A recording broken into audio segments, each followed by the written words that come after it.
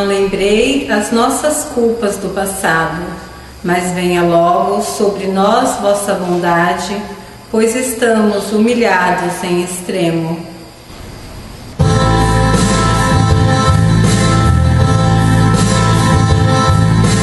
O Senhor não nos trata como exige nossas faltas.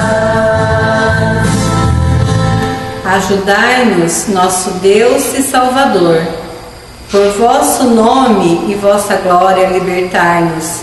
Por vosso nome perdoai nossos pecados.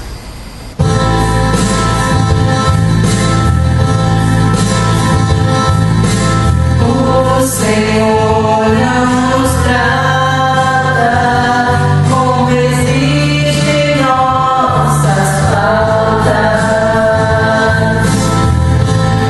Até vós chegue o gemido dos cativos. Libertai com vossos braços poderosos os que foram condenados a morrer. Quanto a nós, vosso rebanho e vosso povo, celebraremos vosso nome para sempre, de geração em geração vos louvaremos.